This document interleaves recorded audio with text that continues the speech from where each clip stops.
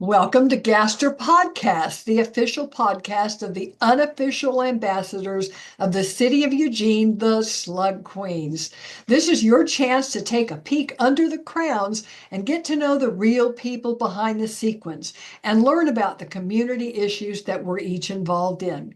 I'm Leanne Joshua, aka Queen Glow, and I'll be your host for these conversations about how we can work and play together to make our city a more just, supportive, and fun place for everyone.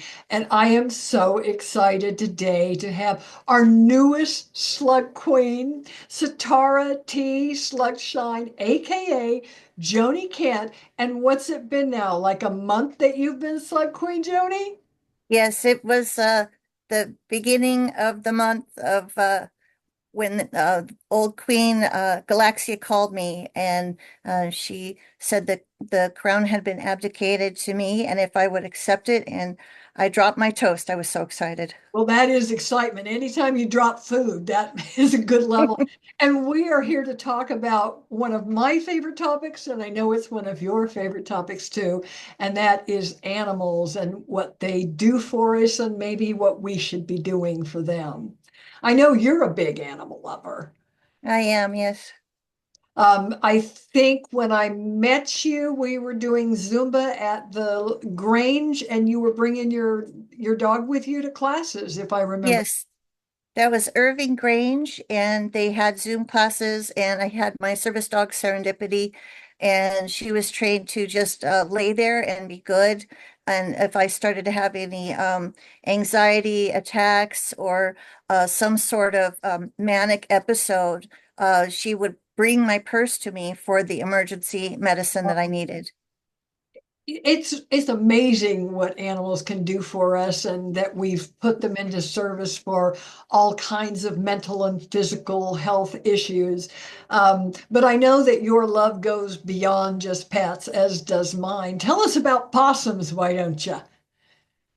My goodness. Yes, they are a Delepius Virginia or Virginia lapidaris, and they are North America's only marsupial. And they do amazing things They outside. really do. They really do. A lot of people think of them as pests in your garden, but however, they are really beneficial. They eat just about anything. They're omnivorous, they're nocturnal, they have a pocket, and they can have up to 20 babies, but only 13 will fit in the pouch. And as the mom is carrying the babies on her back and shoulders, they will follow her and learn how to be an opossum, crawling down and eating decaying material in your garden and help you combat the grubs and things that work on your vegetables and flowers. So they're very essential. And you said something that has always bothered me. I've been a vegan now for 16 years, but I've been an animal lover of all animals for a very long time. But the fact that we use the word pest, like we get to decide whether an animal that's living in their own domain is worthy or not worthy by assigning them the name pest. Hmm. Hate that. Yeah, they do eat. They do eat the slugs and the snails, but that is not their preferred. I mean, as a slug fiend, people say, the possums will eat you. And I say, no, they don't really prefer slugs and snails because the slugs do carry a rat lungworm. And if a possum or a raccoon or your animals eat something that had been working in your garden and they have that lungworm, it passes down to the possums, the raccoons, and your pets as well. So we don't have to fear about us being eaten by opossums. And by us, I mean our slug personas of us, because That's right. right, Yes. I Yeah. can't imagine a possum nibbling enough to Yeah. do any harm to me as a human. Um, Yeah. One of the great things I know about you is that you have reached out to like some of the animal sanctuaries nearby and worked with them. So would you like to tell me a little bit about that? Because Well, a lot of the things that we used to have Eugene Wildlife Services, but they stopped being a facility over kind of on the way to the Raptor Center. They were kind of in that same area of, I guess you would say, East Eugene. Like And on Hollowish out there? yes, Okay. yes. And I had been giving them a call and saying, people are calling me to help with opossums. What do I do? And they would give me referral to talk to Chin Timony in Corvallis. And Chin Timony is only able to take certain animals. And if you had a juvenile opossum, they might turn you down. But because I had a good repertoire with them, I would often bring an injured female or an injured male and occasionally a baby. People now will call me specifically because they know, and I will only care for them for a short amount of time if I can and get them back to the wild. So people will say, we found this baby opossum who's orphaned, but in real, realistic terms, they're not abandoned or orphaned.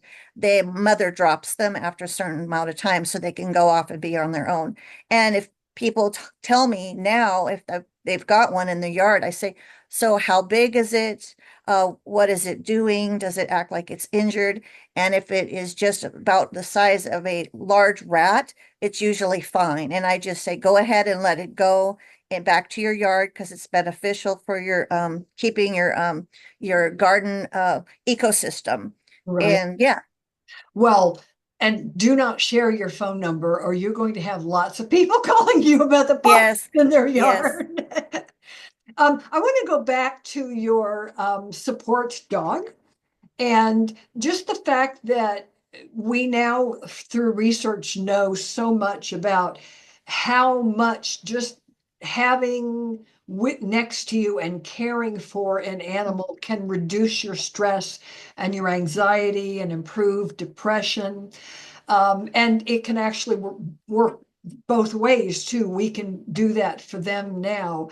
And I think a lot of us have kind of felt or known that for a very long time, but often it takes the science a long time to catch up. So I know that when I'm online, if I see a picture, it can be a possum, it can be a rabbit, because as you may know, I socialize rabbits for Green Hill. A cat, I can feel the good chemicals surge through my system.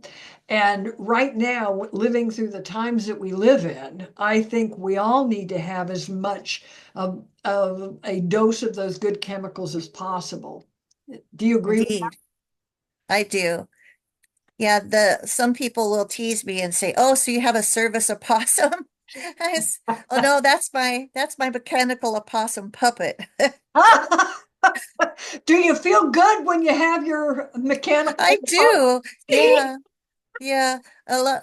It's kind of fun because it also is a hand warmer too. Well, I have an ostrich and a coyote puppet. Yeah, folk Manus puppets are the best. Yeah. And then talking about service dogs, they are really important because they do you have your social anxiety service dogs, you have your stability service dogs, you have your emotional support service dogs, and you have your therapy service dogs that can go to hospitals and other facilities to help give people comfort in the hospital or senior residence. Right? And I did take Serendipity with me when I was playing piano for my grandmother at uh, uh, Lone Pine. It was one of the Alpine Springs over in Barger area. That's where And my mother-in-law used to be. yes, it's a wonderful facility. And they had a baby grand in there, and I would play piano right during the end of their dinner break, which is noon. And then afterwards, I would go and I would take Serendipity down the halls and visit with anyone that wanted to. But she was my service dog specifically, not just an emotional support dog. And the rules for emotional support dog and service dogs are a little bit different. Emotional support dogs don't always get full access to public places because they don't necessarily bring do the tasks that you have for them. They are just like an emotional support. Whereas Serendipity was trained to do things for me. And I have a variety of YouTube videos showing some of the tasks that she did for me, bringing my purse back. I had a landline phone with the control, a separate cell phone, a separate phone that I would lay down. I would make it beep so she would find it. And we said the word find it, and she would go bring me that Oh, phone that's back. very cool. What a Yeah, well-trained pup she was. oh, she really, really was. She lived for 13 years and she ended up with cancer at the end of her life, but we kept her comfortable until she passed. Um, it was just we were partners. So she was like a pet, but instead of just being called a pet, we were working partners. And when you have a really good trained service dog, they should be right beside you on either your right or your left side, always looking up at you, making sure that they are listening to what your needs are. And I see some service dogs that people have, and they have them at the length of the leash. And that is not appropriate. People do have their service dogs that they are legally allowed to have in public places, but you need to have your dog trained to stay beside you, be Right. attentive to your needs, and ready to be at your call if you need Well, them. I am my dog Murray's service human. I'm thinking about getting Awesome. a little vest because he is a Velcro dog and he's very nervous about everything all the time, especially when we go out. I wanted to tell you, I've been working with a woman who, her next door neighbor had a large white husky, and she'd never, my friend, had never really been a dog person before. She'd liked dogs and had dogs, but, didn't have like us where we just have that connection. And so her next door neighbor passed away, and she was asked by a friend of hers if she would take the dog.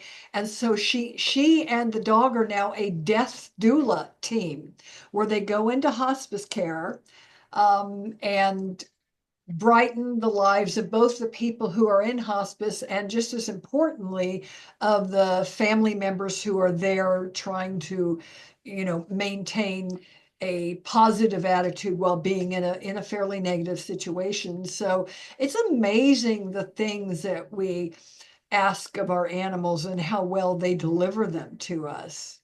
It's a very beautiful thing that dogs and cats, and I've even seen a miniature horse go to different residents Oh and yeah, visit that with miniature them. horse went to Alpine Springs when my mother-in-law was there. So Yeah. what's the dog on your lap's name? Oh, this is Oliver, and I am his service Oh. human, and he's the most bashful out of ours. I have Annabelle, which is on the footstool over there, and she's a Bichon Poodle mix. And then we have Rex, which was born with special mighty legs and three toes on each foot, and his front legs are deformed, so he hops like a kangaroo, and we call him a parkour superstar. And he is related to Oliver, and we call him Oliver Funkle because he is either Rex's brother, uncle, father, or cousin. Hey, that's my family tree right there. Yeah, You never know. They're yeah. related to you somehow.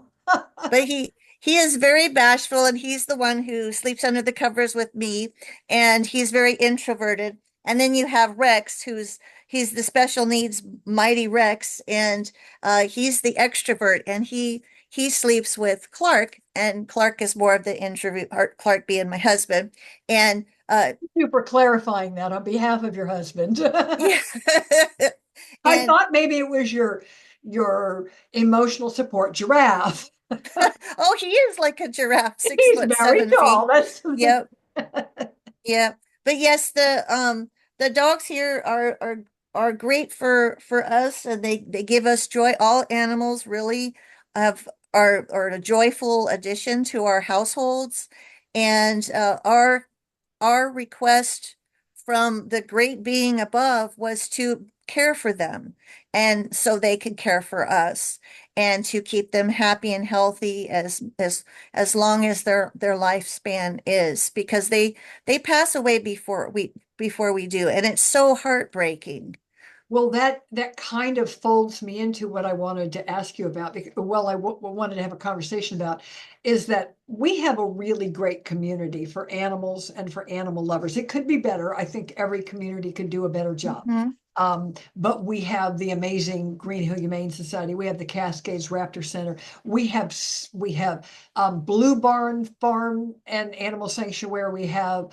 Home Again, the home of Romeo, the world's tallest steer, officially certified by the Guinness Book of Records. We have Fawn Hills, which has rescued horses and donkeys, as well as pigs and chickens and others. So we're really very fortunate to live in a community where there is such support, where animal abuse is actually a criminal act that is punishable in the law, and where you can actually have a legal trust, because I have one, for your animals. So I think that it's a real blessing to live in a community that has so much going on in terms of animal welfare. It certainly is. And in Cresswell, we have a an event each year that we can support the different uh, local nonprofits and animal sanctuaries. We have Blue Barn Sanctuary here. Welcome Home is where the Romeo is. I got a t-shirt with him on it, and you can go pet him if you I give them a got to call. I got to feed him a banana. It was amazing. Oh, he's just a doll, and he's so And big. his brother Milo, who is almost exactly the same size of him, Yeah. just two big cuddle bugs. Yeah, and Blue Barn Sanctuary, which I help promote in my annual haunted yard experience, they have bunnies, and I know you love to care for bunnies at Oh, Green and I've Hill. been out there many times. In fact, I Yeah, helped we'll with have to one go with there hundreds. sometime That would be great. and Yeah. do a Slug Queen book session. They have a yurt where you can sit with the bunnies, and then they can run around you, and you can read books there. And I always thought that that would be something that I would take them up on their offer. And I just found out at a meeting that I was at with Greenhill that Greenhill also does that, where they take animals into the schools and kids can read to them. So we're really lucky not only to have the animal welfare, but the humane education component. Mm-hmm. Which is and while we're talking about Greenhill, I should just throw out there that Bark in the Park is scheduled, Ooh, and it is scheduled for May the 18th. If you're not ooh. familiar with Bark in the Park, it is, and I'm biased here because I have been the co-MC for a third of my life of Bark in the Park, but it is the best, most fun, silliest, dog kissingest event on the calendar. And generally speaking, there's 1,000 or almost 1,000 dogs out there. So if you really want to, if you can't have a dog, or you do have a dog and you want to run or walk, but you can't have a dog and you just like a lot of dog love it all in one place at the same time. And we have invited our new queen, Satara, to come out there and hobnob with dogs and their I people. would love to do that and boop the snoots. That's right. One of my favorite pictures of all times. I am lying on the stage and a basset hound is French kissing me. I didn't start it. It was my idea, but that's what happened. That's what that's what those hound dogs will do. And having had hound dogs, I've had 9 dachshunds in my life, so I'm familiar with the habits of hound dogs. I just wanted to do one more plug before we wrap up here about the idea that we need to start thinking of ourselves as animals, because we are, and Certainly. we need to stop thinking of spaces as ours that the animals are somehow invading, because we have invaded their space. And they've been very tolerant. And I think the more that we could have a much more equal relationship with wildlife, because I saw a graph the other day that said of the animal species on the planet, between livestock and pets and humans, that's almost everything. And our wildlife is just really decreasing so much. And what you said was so important about it's our job to take care of them. Mhm. And we need to. That's what we are asked to do. I know my heart tells me that all the time. It's hard for me not to adopt. I'm glad that Sparrow, the mama bunny who had the 8 babies 4 months ago, finally got adopted because I'm allergic to rabbits and to hay. So when I'm in there socializing, I'm wearing a mask, which helps a lot. But I was feeling so sad for her. I almost thought I was going to adopt her, but she got adopted. Well, That's great news. I have so enjoyed talking about one of our favorite topics with you, and I've learned a lot, and hopefully the community's gotten some information about activities and organizations that are nearby that they can support through volunteering or through giving money. And remember, even if you are allergic or you can't go out to one of these organizations, you can help by liking their social media post or bidding on auction items. So there's always a way to help out. And in a world that seems to have so little hope and positivity right now, animals can do that for us, and we need to respond in kind. Mhm. So thank you for listening to Gastro Podcast. We hope that you learned a little and laughed a bit and felt inspired to build community. And remember, Slime long and prosper. ooh, you got that in there. That's fabulous. Let's see. And remember, take things slowly and leave a glittery trail when you go.